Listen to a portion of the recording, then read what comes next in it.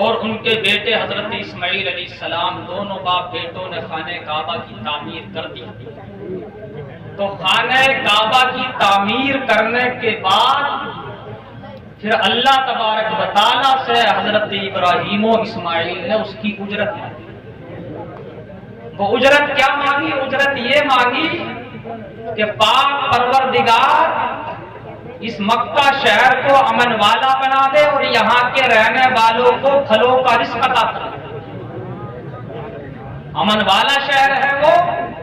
یہ خانہ کعبہ تو بنا گاہ بشر ہے، تو عظمت اسلام ہے، اللہ کا گھر ہے، تعمیر تیری کی ہے خلیل اور زمین ہے، تو رحمت کونین کا منظور نظر ہے، عظمت کا تصدق ہے تیری ہر دل مومن، یہ تیرا تقدس ہے کہ تو امن کا گھر ہے، امن کا گھر ہے۔ یہ دعا مانگی اور اس کے بعد پھر کیا دعا مانگی؟ ربنا وجعلنا مسلمین لک ومن ذریتنا امة مسلمۃ لک۔ پاک پروردگار تو ہم دونوں کو بھی اپنی اطاعت و فرما برداری کرنے والا بنا، اور ایک گروہ میری ذریت میں سے، میری نسل میں سے ایسا بنا جو ایمان پر اور توحید پر قائم رہے باقی، ایسا امتم مسلمۃ، ایک امت ایسی ہو جو اطاعت و فرما برداری کرنے والی ہو۔ اور پھر کیا ہو اس میں؟ ربنا وابعث فیہم رسولا، اور اسی اطاعت و فرما برداری کرنے والی امت میں آخری پیغمبر محمد رسول اللہ کو سمجھ لیا آپ نے؟ یہ دعا ہے حضرت ابراہیم خانہ کعبہ کو تعمیر کرنے کے بعد۔ اور 14ویں پارے میں سورہ ابراہیم میں رب تبارک و تعالی ارشاد فرماتا ہے وَإِذْ قَالَ إِبْرَاهِيمُ رَبِّ اجْعَلْ هَٰذَا الْبَلَدَ آمِنًا وَاجْنُبْنِي وَبَنِيَّ أَن نَّعْبُدَ الْأَصْنَامَ، شہر کو بھی امن والا بنا دے، مجھے اور میری اولاد کو بتوں کی عبادت سے دور فرما دے، بتوں کی عبادت سے دور فرما دے۔ یہ حضرت ابراہیم علیہ السلام نے رسول پاک صلی اللہ تعالی علیہ وسلم کی تشریف آوری سے ہزاروں سال پہلے دعا، اس دعا کا یہ اثر ہوا کہ جب سے دنیا بنی ہے، حضرت آدم علیہ السلام جب سے اس روئے زمین پر تشریف لائے ہیں، ایک نہ ایک گروہ توحید پر ضرور قائم رہا ہے۔ کبھی بھی یہ روئے زمین 7 ایمان والوں سے یا 3 ایمان والوں سے خالی نہیں رہی۔ جب سے حضرت آدم علیہ السلام، جس دن یہ روئے زمین ایمان والوں سے خالی ہو جائے گی، اس کے بعد قیامت۔ اگر ایک بھی ایمان والا اس روئے زمین پر رہے گا تو قیامت نہیں آ سکتی، قیامت نہیں آ سکتی۔ کیا شاید ایمان والے کی قیامت کو بھی روکے؟ ایک ایمان والا قیامت کو بھی روکے، ایمان موت نہیں آ سکتی۔ برادران اسلام، اللہ پاک نے اپنے نبی کے نور کا بہت بڑا اہتمام فرمایا ہے کہ وہ نور پاک پشتوں میں اور پاک پیٹوں میں منتقل ہوتا ہوا شہر مکہ میں ہاشمی خاندان میں عبداللہ کے گھرانے کے اندر 20 اپریل 571 عیسوی پیر کے دن 12 ربیع الاول کو صبح صادق کے وقت لگ بھگ 5:45 پر اس دنیا کے اندر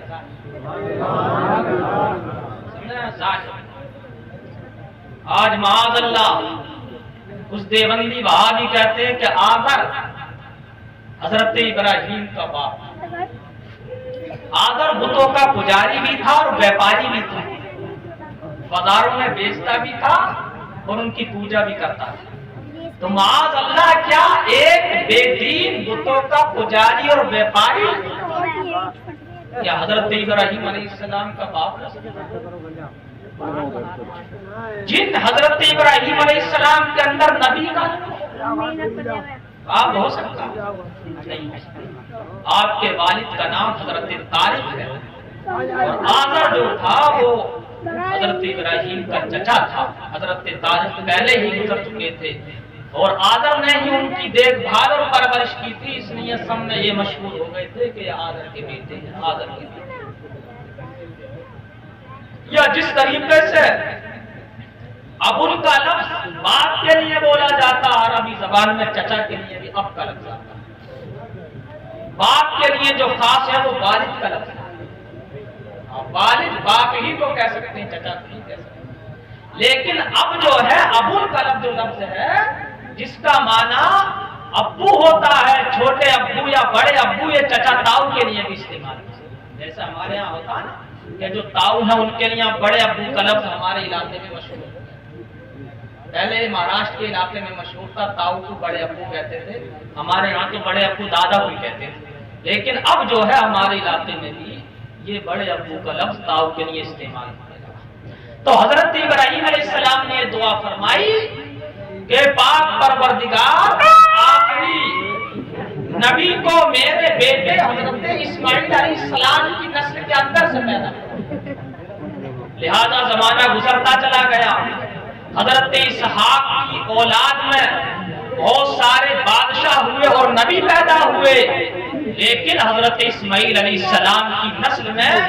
کئی سو سال کے بعد ایک نبی پیدا ہوئے جو سارے نبیوں کے سردار تھے، سارے نبیوں کے سربراہ پیدا ہوئے۔ اور بھی بہت ساری جگہوں پر اس کے تعلق سے حضرت ابراہیم علیہ السلام نے دعائیں مانگی۔ برادران اسلام، پیارے آقا حضور علیہ السلام جن کو اللہ تبارک و تعالیٰ نے سب سے پہلے پیدا بنایا، ایک ہے خلقت، ایک ہے ولادت اور ایک ہے بعثت۔ تینوں چیزیں آپ نے سمجھ لی، ولادت کہہ لو یا مولد کہہ لو یا میلاد کہہ لو، تینوں ایک ہی چیز ہے۔ تینوں کیا ہے؟ ایک ہی چیز ہے۔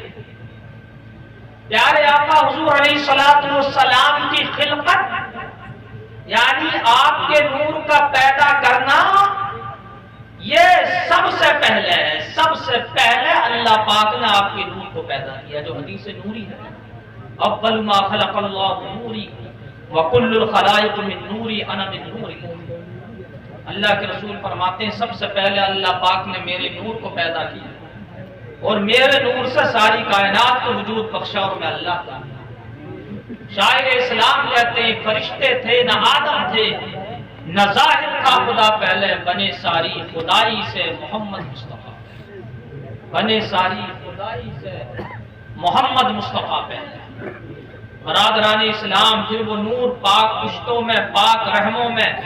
منتقل ہوتا رہا، چلتا رہا، اور سارے نبیوں رسولوں کے بعد پیارے آقا حضور علیہ السلام اس کائنات میں تشریف لائے۔ یہ ہوئی آپ کی میلاد، آپ کی ولادت، آپ کی برادران اسلام،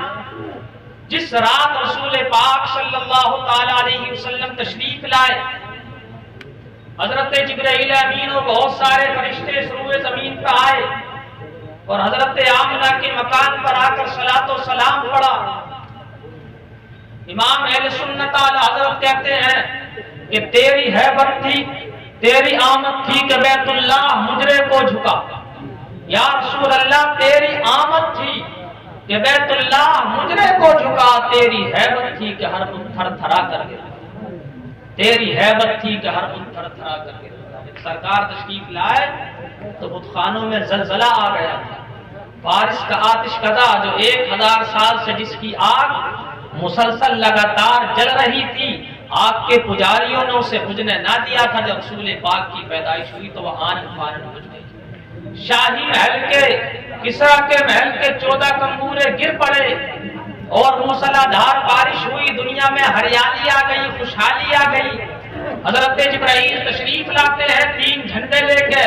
ایک جھنڈا خانے کعبہ کی چھت پہ گاڑتے ہیں اور ایک جھنڈا مشرق میں گاڑا اور ایک جھنڈا مغرب میں گاڑا، گویا کہ اعلان کر دیا آئی نئی حکومت، سکہ نیا چلے گا، عالم نے رنگ بدلا سرے شبیہ، کیونکہ جس کی حکومت ہوتی ہے اسی کا جھنڈا گاڑ دیا جاتا ہے، گویا کہ فرشتوں نے جھنڈے گاڑ کر یہ اعلان کر دیا اب جو حکومت چلے گی، اب جو اختیار چلے گا، اب جو دین چلے گا وہ آخری نبی محمد رسول اللہ کا چلے گا۔ برادران اسلام، ہمیں اور آپ کو جو کچھ ملا ہے وہ انہی کا صدقہ ہے، انہی کے صدقے میں ملا ہے۔ ایمان ملا، جان ملی، زمین جائیداد ملی، اور کائنات کے اندر ہم پیدا ہوئے، سب کچھ رسول پاک حضور علیہ السلام کا صدقہ ہے۔ اسی لیے تو عاشق رسول کہتے ہیں کھانا ہے تیرا کھانا، پینا ہے تیرا پینا، یا رسول اللہ کھانا ہے تیرا کھانا، پینا ہے تیرا پینا، دانا ہے تیرا دانا، دانا ہے تیرا دانا، سب انہی کا صدقہ ہے، کائنات ان کے صدقے میں۔ اس لیے ان سے سچی عقیدت و محبت رکھنا یہ ہمارا اور آپ کا دین و ایمان ہے۔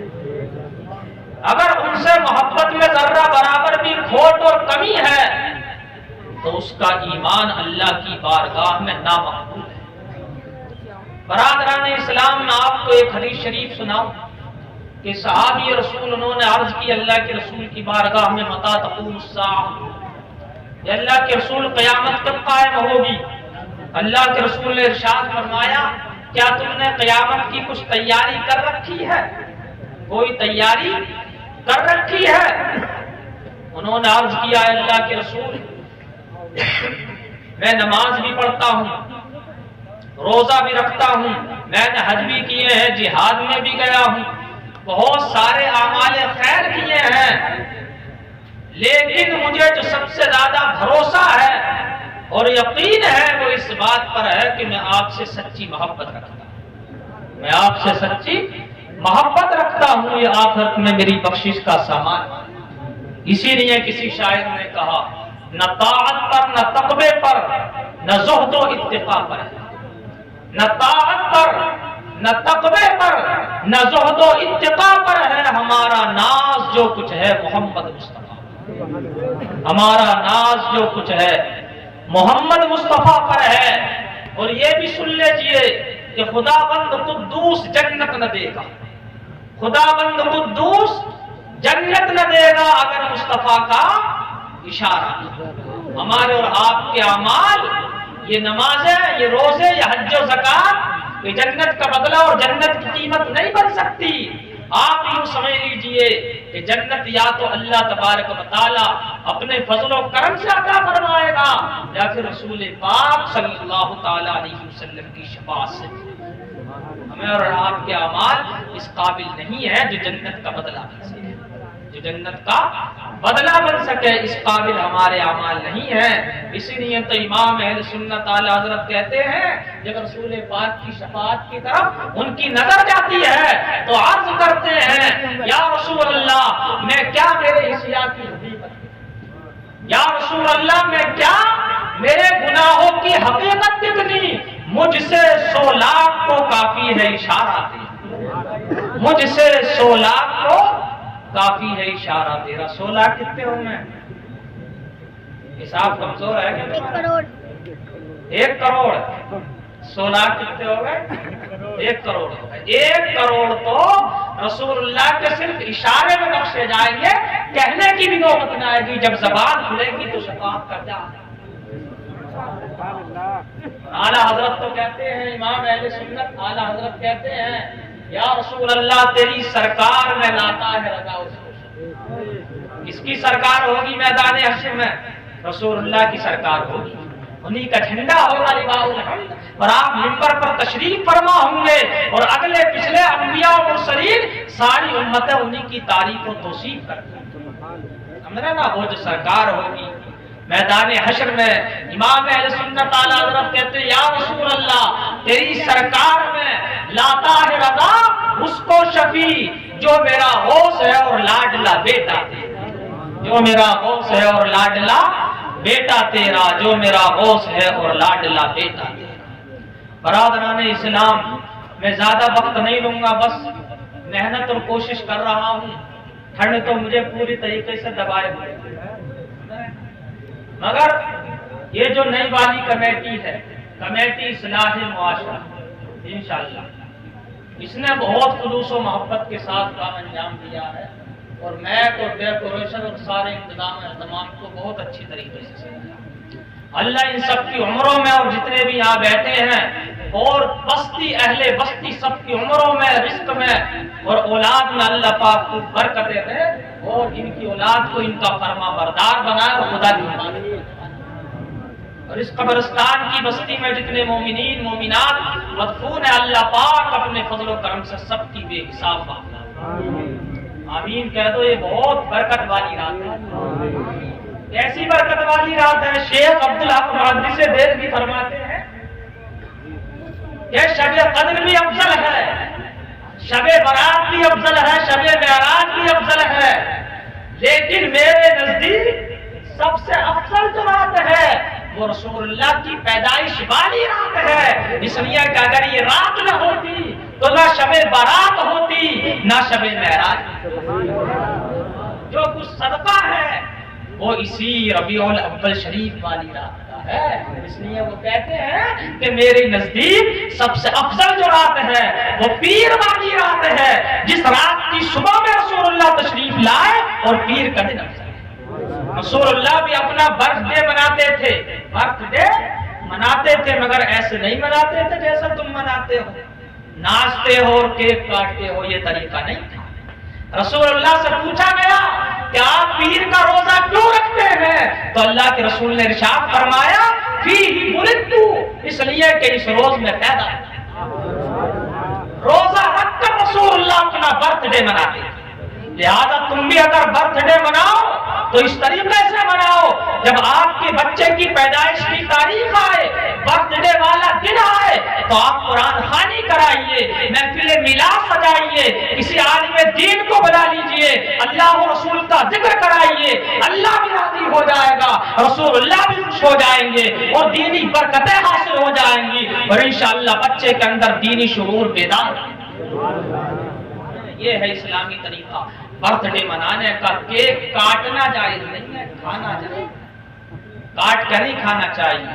سمجھ رہے ہیں نا، کاٹ کے نہیں کھانا چاہیے، یہ عیسائیوں کا نہیں، کاٹ کے کھانا، کاٹ کے مت کھاؤ، بانٹ کے کھاؤ، سمجھ رہے ہیں نا۔ بزرگ فرماتے ہیں کہ چھین کر کھانے والے کا کبھی پیٹ نہیں بھرتا، کبھی پیٹ نہیں بھرتا، اور بانٹ کر کھانے والا کبھی بھوکا نہیں، بانٹ کر کھانے والا کبھی بھوکا نہیں مرتا۔ باتیں تو مجھے بہت ساری یاد آ رہی۔ حضرت علی شیر خدا سے پوچھا گیا کہ دوست اور بھائی میں کیا فرق ہے بتائیے، تو حضرت علی شیر خدا نے فرمایا کہ بھائی سونا ہے اور دوست ہیرا ہے، بھائی سونا ہے اور دوست ہیرا ہے۔ انہوں نے عرض کی کہ حضرت آپ نے تو دوست کو بھائی سے بھی بڑھا دیا، ہیرا بہت قیمتی ہوتا ہے، سونا ہیرے کا مقابلہ کہاں کر لے، ہیرا تو کروڑوں کا ہوتا ہے، اربوں کا ہوتا ہے، اور سونا جو ہوتا ہے وہ ہزاروں میں ہوتا ہے، ہزاروں کا تولہ ملتا ہے۔ تو انہوں نے عرض کی کہ حضور آپ نے دوست کا مقام اتنا بڑھا دیا کہ بھائی سے بھی بڑھا دیا، کہ دوست ہیرا ہے بھائی سونا ہے۔ تو انہوں نے کہا یہی ہے، کیوں بڑھایا؟ تو انہوں نے کہا اس لیے کہ جب دوستی میں ایک بار درار پڑ جاتی ہے، جس طریقے سے ہیرے میں خراش لگ جاتی ہے تو پھر وہ صحیح نہیں ہوتا، خراش لگی رہتی ہے، اسی طریقے میں دوستی میں جب بگاڑ پیدا ہو جاتا تو پھر پہلے جیسا نہیں ہو سکتا۔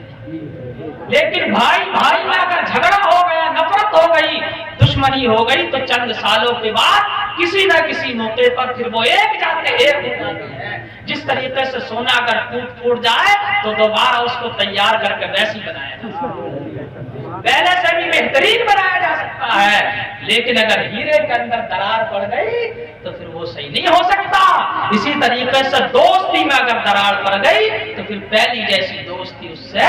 نہیں ہو سکتی، دل کے اندر فرق پیدا ہو جائے گا۔ لیکن بھائیوں میں اگر جھگڑا ہو گیا تو وہ چند دنوں میں درار ختم ہو جائے گی، وہ چند دنوں میں درار کیا ہو جائے گی؟ ختم ہو جائے گی۔ یہ یاد رکھیں، جب آپس میں جھگڑے ہوتے ہیں تو گھروں میں دیواریں بن جاتی ہیں، گھروں میں دیواریں بن جاتی ہیں، مگر جب دلوں میں نفرتیں ہوتی ہیں تو دلوں میں دیواریں بن جاتی ہیں۔ برادران اسلام، میں بتا رہا تھا کہ میلاد مصطفیٰ منانا یہ ایسی افضل عبادت ہے، ایسی افضل عبادت ہے، بخاری شریف کی حدیث شریف ہے کہ ابو لہب جو رسول پاک صلی اللہ تعالی علیہ وسلم کا چچا ہے، جب وہ مرا فلما مات ابو لہب اریہ بعض اہلہ بشر ہیبۃ قال له ماذا لك، تو اس کے بعد گھر والوں نے ابو لہب کو خواب میں دیکھا، اور خواب میں دیکھنے کے بعد پوچھا کیا حال ہے، تو اس نے کہا جب سے مرا ہوں اللہ کے عذاب میں گرا ہوں، سخت مصیبتوں میں ہوں، مگر میرے لیے خوشی کی بات یہ ہے کہ جب پیر کا دن آتا ہے تو میرے عذاب میں کمی ہو جاتی ہے اور میری شہادت والی انگلی سے کچھ پانی نکلتا ہے، اسے میں چوس لیتا ہوں تو کچھ سیرابی اور سکون ملتا ہے۔ بات سمجھ میں آ رہی ہے آپ لوگ؟ ہاں، سمجھتے رہیے بھی چیخ و پکار تو میرے بس کی نہیں، ہاں، لیکن بات میں ایسی کہوں جو آپ کے دل و دماغ اور ذہن میں اترتی چلی جائے اور کمیٹی والے بھی خوش ہو جائیں، سمجھے نا، کمیٹی والے بھی کیا ہو جائے، خوش ہو جائے۔ بس حضرت کی تشریف آپ کی ہو گئی ہے، اب جو ہے میں تھوڑی ہی دیر آپ نعرہ تکبیر، نعرہ رسالت، علماء اہل سنت۔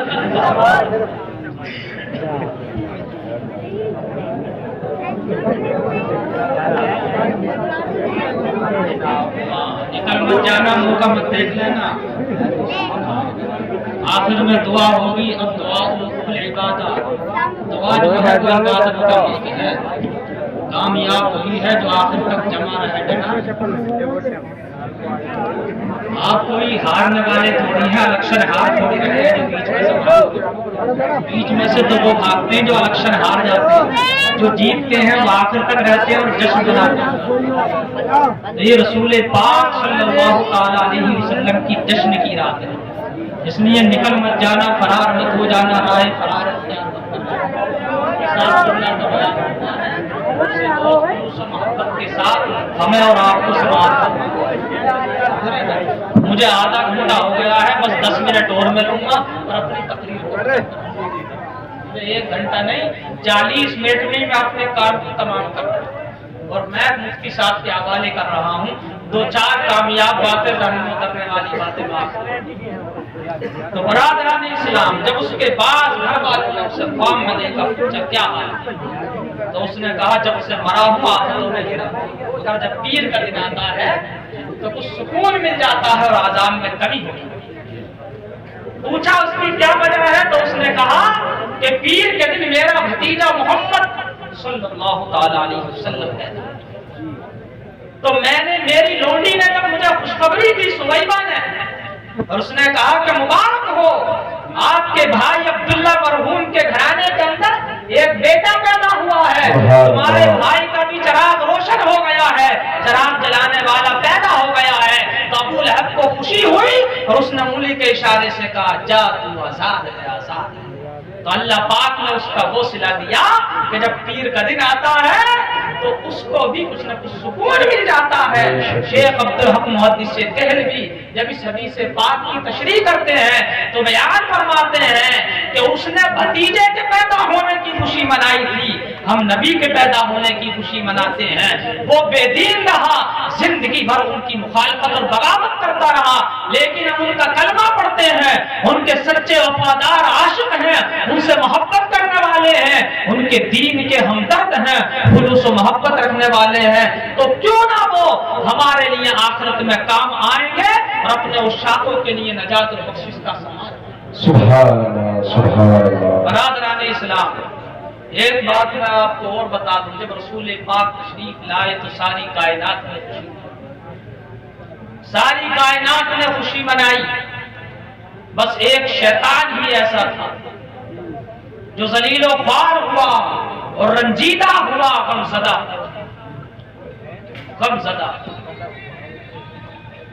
شیطان 3 مرتبہ چیخ مار کر رویا، سمجھ لینا، یاد کر لے، کتنی مرتبہ چیخ مار کر رویا ہے؟ 3 مرتبہ چیخ مار کر رویا۔ ایک تو جب اللہ پاک نے اس کو مردود قرار دیا، فَخْرُجْ فَإِنَّكَ رَجِيمٌ وَإِنَّ عَلَيْكَ اللَّعْنَةَ إِلَىٰ يَوْمِ الدِّينِ، اور لعنت کا توپ ڈال کے اسے جنت سے باہر پھینکا تو شیطان چیخ مار کر رویا، ہائے کیا ہو گیا، غضب ہو گیا، میں تو جنت میں رہتا تھا، 80,000 سال تک جنت کا خزانچی رہا، 80,000 سال تک، 80 سال نہیں، 80,000 سال تک جنت کا خزانچی رہا، جنت کی چابیاں اس کے پاس تھی۔ ہمارے صدر صاحب بھی مسجد میں آئے ہوئے ہیں ماشاءاللہ، ایک زمانے سے مسجد کی خدمت کر رہے ہیں، اور آج بھی سارا مسجد کا معاملہ انہی کے ہاتھ میں ہے، سارے معاملات یہی انجام دیں۔ اب یہ کمیٹی بنی ہے، کمیٹی اصلاح معاشرہ، میں اسے مبارکباد پیش کرتا ہوں، اور میں اس کو یہ کہتا ہوں کہ آئندہ کے لیے خیال رکھیں، اس سے بھی زیادہ عظیم الشان جلسہ ہونا چاہیے، انشاءاللہ خلوص و محبت کے ساتھ کام کریں، انشاءاللہ ہماری دعائیں رہیں گی، اور قاری مرتضیٰ علی صاحب ہمارے رابطے میں رہتے ہیں اور رہیں گے، اور مجھے حالات بتا رہے ہیں۔ انشاءاللہ سب سے پہلے تو شیطان چیخ مار کے جب رویا جب جنت سے پھینکا، اور پھر حضرت آدم علیہ السلام کو بہتا دیا، اس نے لگ گیا کوشش میں کہ ہم تو ڈوبے ہیں، تمہیں بھی ڈوبائیں گے نکل آگے، بس کسی طریقے سے اپنے وقاسمہما انی لکما لمن الناصحین، قسمیں کھا گیا جن کی، سب سے پہلے جھوٹی قسم شیطان نے کھائی، جی سمجھے، جھوٹا قسمیں بہت کھاتا ہے، یاد رکھیے، جھوٹا جو ہوتا ہے قسمیں بہت کھاتا، سب سے پہلے جھوٹی قسم شیطان نے کھائی، وقاسمہما انی لکما لمن الناصحین، ان دونوں سے قسمیں کھا کے کہتا ہے بے شک ضرور میں تمہارا خیر خواہ، اتنی تاکید لگا رہے ہیں، تاکید کے ساتھ کہہ رہا ہے بے شک ضرور میں تم دونوں کا خیر خواہ، یہ پھل کھا لو ہمیشہ جنت میں رہو، کبھی نہیں نکالے گا، اللہ پاک کا یہاں سے نکالنے کا تمہیں ارادہ ہے، اگر یہ پھل تم نے کھا لیا ان تکونا ملکین او تکونا من الخالدین، یا تو تم فرشتے بن جاؤ گے یا ہمیشہ جنت میں رہنے والے بن جاؤ گے، یہ کہا اس نے، کھا لیا پھل بس نکل گئے، 300 سال تک روتے رہے حضرت آدم علیہ السلام، ایک خطائے اجتہادی کی بنیاد، لغزش ہوئی تھی حضرت آدم علیہ السلام سے، وہ بھی خطائے اجتہادی ہوئی، 300 سال تک روتے رہے اور آسمان کی طرف تو کبھی چہرہ نہیں دیکھا، اور حضرت آدم علیہ السلام نے کبھی ساری زندگی زمین کا پانی نہیں پیا، 1000 سال بارش کا پانی، 1000 سال حضرت آدم علیہ السلام بارش کا پانی، 300 سال تک روتے رہے، پھر جب دعا کی قبولیت کا پروانہ آیا فتلقى آدم من ربه کلمات فتاب علیہ انہ هو التواب الرحیم، جب نبی پاک کا وسیلہ پیش کیا دعا قبول ہوئی، اور شیطانی گروہ کو پتا چلا تو شیطان چیخ مار کر رویا کہ ہائے حضرت آدم کی دعا قبول، تو مورا، اور تیسری مرتبہ جب حضرت رسول پاک صلی اللہ تعالی علیہ وسلم پیدا ہوئے تو جبل ابی قبیس میں چیخے نہیں دہاڑے، سمجھ رہے ہیں نا، 3 مرتبہ رویا، دہاڑے مارے، پہلے یہ شیطان 7ویں آسمان تک چلا گیا، جب حضرت عیسیٰ روح اللہ تشریف لائے تو اوپر کے 4 آسمانوں کا جانا بند کر دیا گیا، لیکن 3رے آسمان کا بھی چلا گیا، جب رسول پاک کی پیدائش ہوئی تو پہلے آسمان پہ بھی جانے پر پابندی لگا دی، آسمانوں پہ نہیں جا سکتے، آسمانوں پہ نہیں جا سکتے، پہلے چلا جاتا، ایسی ڈیوٹی لگائی فرشتوں کی، ان کے ہاتھ میں کوڑے دے دیے، زبردست طاقتور فرشتے، جب کوڑا مارتے ہیں تو اس شیطان مردود میں آگ لگ جاتی ہے، تو پھر نیچے کوئی آگ چلتا کہ نہ دیکھتے ہیں کہ نہیں آپ، جب کوڑا مارتا فرشتہ یہ اوپر جانا چاہتا تو آگ لگ جاتی ہے جلتا ہوا نیچے، جب یہ پہلی مرتبہ کوڑا پڑا تو سمجھ گیا کہ دنیا کے اندر کوئی بڑا معاملہ ظاہر ہوا ہے، آج تک ایسا نہیں، ساری دنیا کا چکر لگایا، گھوما ادھر ادھر، جب مکے میں آیا تو کیا دیکھتا ہے کہ فرشتوں کی قطاریں لگی ہوئی ہے، آسمانوں تک قطار در قطار آ رہے ہیں، اور حضرت آمنہ کے مکان پہ درود و سلام پڑھ رہے ہیں، سبحان اللہ سبحان اللہ، سمجھ گیا کہ آج اس امت کا آخری نہیں ہے، کیا کرے، وہ سنائی ہے کہ چور کی ماں کٹیا میں بھی دو گھر ہو گیا، چور کی ماں کٹیا میں منہ دے کر ہو گیا، بتاتی نہ کہ کیا ہوا بیٹا، مارا گیا کیا؟ بس چلا گیا مکے کی وادی جبل ابی قبیس میں، اور وہاں جانے کے بعد ایسا رویا، ایسا ڈکرایا کہ بہت سارے شیاطین جمع،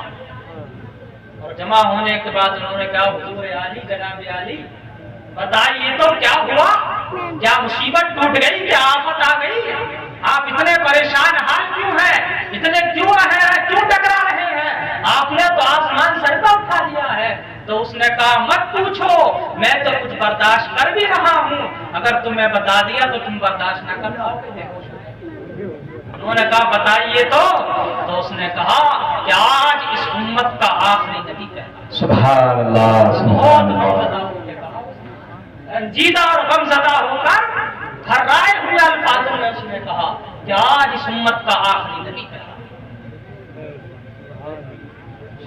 شیطانوں نے کہا وہ اتنا نہیں جانتے، تو انہوں نے کہا نبی پیدا ہو گئے تو کیا ہوا، نبی تو بہت سارے پیدا ہوئے، حضرت آدم علیہ السلام سے لے کے اب تک 1,24,000 کم و بیش انبیاء و مرسلین تشریف لائے، اب تو آپ اتنے نہ روئے، کیا وجہ ہے؟ تو اس بڑے شیطان نے کہا تم نہیں جانتے، وہ نبی اور تھے، یہ نبی اور ہے، یہ رحمت للعالمین ہے، یہ شفیع المذنبین ہے، یہ مالک و مختار نبی ہے، ساری کائنات اس کے صدقے میں بنی ہے، زمین و آسمان، جنت و دوزخ سب انہی کا صدقہ ہے۔ اسی لیے تو امام اہل سنت اعلی حضرت کہتے ہیں زمین و زمان تمہارے لیے، مکین و مکا تمہارے لیے، چنین و چنا تمہارے لیے، دہن میں زباں تمہارے لیے، ہم آئے یہاں تمہارے لیے، اٹھے بھی وہاں تمہارے لیے، سبحان اللہ سبحان، سب انہی کا صدقہ ہے۔ اگر ایک نظر ہوگی تم کتنے ہی گناہ کرا لیے، اگر ان کے آقا اور رسول پاک کی ایک نگاہ کرم ہو گئی، ایک اشارہ ہو گیا تو ساری امت بخش ہو جائے۔ ہاں مگر نماز من چھوڑ دی اس چکر میں، یہ سمجھ جائے یہ بخشش کا نمبر تو کم سے کم 30 یا 40 ہزار سال کے بعد آئے، اس سے پہلے تو حالت خراب ہو جائے۔ پھر دھان جی جب تک تھانے پہنچیں گے جب تک تو وہ پٹے مار کے حالت خراب کر، جب تک گڈی جاگی جب تک تو وہ حالت خراب کر دے گا، گڈی پہلے ہی جھٹکے میں دے دے گا، سمجھ رہے ہیں نا جو حالت خراب ہے۔ ہاں تو نماز مت چھوڑ دے رہے، کبھی سمجھو کہ مفتی صاحب کو کہے گئے نبی کا ایک اشارہ ہوگا تو ساری امت پہنچ جائے۔ آدھی امت تو اللہ پاک نے حضرت اویس کرنی کی دعا سے بخشی، اور آدھی امت حضور غوث پاک کی دعا سے، ایسی روایتیں بھی ہیں، مگر ان پہ بھروسہ کر کے نمازیں مت چھوڑنا۔ غوث پاک کا یہ بھی تو فرمان ہے کہ بے نمازی مسلمان کو نمازی مسلمانوں کے قبرستان میں دفن مت کرو، انہیں الگ رکھو، تو ان کا قبرستان بڑا ہو جائے گا، نمازی کو تو چھوٹے گا جائے، یہی الگ کر دیں گے نمازیوں کو تو یہی الگ کر دیں گے۔ نمازی کہاں پوری بستی میں 10-20 نمازی نکلیں گے جو پکے نمازی ہوں گے، 5 وقت، نہ تو کوئی 8 کی یا 8 کی یا 360 کی، سمجھ گئے؟ 8 کی اور 8 کی اور 360 کی نماز جمعہ ہے یا پھر جنازہ ہے یا پھر عید والی، وہی ہے، اس کے علاوہ تو صاف ہی صاف ہے۔ ہاں میں بتاؤں جلدی سے تقریر کو ختم، جب رویا ہے، جب بتایا ہے کہ وہ ایسے نبی ہیں، تو شیطان سمجھ گئے کہ ان کا مقام بڑا بڑا، اسی لیے تو شاعر کہتا ہے نثار تیری چہل پہل، نثار تیری چہل پہل پر ہزاروں عید ربیع الاول، سوائے ابلیس کے جہاں میں سبھی تو خوشیاں منا رہے ہیں۔ ایک پلے میں وہ دونوں، ایک پلے میں یہ ایک، سمجھ گئے وہ دونوں کون سی؟ عید الفطر اور عید الاضحیٰ، عید الاضحیٰ، ہاں ترکاری والی اور سوئیوں والی، ترکاری کہتے ہیں اس کو، ترکاری والی۔ آج تک کچھ لوگوں کو ترکاری اور سبزی کا فرق معلوم نہیں، ترکاری کو سبزی کہنا، سبزی کو ترکاری کہنا، سمجھ رہے نا؟ ترکاری الگ ہوتی ہے، سبزی الگ ہوتی ہے، سبزی وہ ہوتی ہے جو ہری ہوتی ہے اور ترکاری وہی ہوتی ہے جو لال ہوتی ہے، سمجھ گئے آپ؟ لال ہے تو پھر حلال ہے، کیا بات ہے؟ سمجھ رہے ہیں؟ نثار تیری چہل پر ہزار عید ربیوں، ایک پلے میں وہ دونوں، ایک پلے میں یہ دونوں عیدوں سے ہے افضل عید میلاد رسول۔ وآخر دعوانا الحمدللہ رب العالمین۔ کلمہ شریف پڑھ لیجیے، لا الہ الا اللہ محمد رسول اللہ صلی اللہ تعالی علیہ وسلم۔ میری تقریر کافی ہو گئی، مفتی صاحب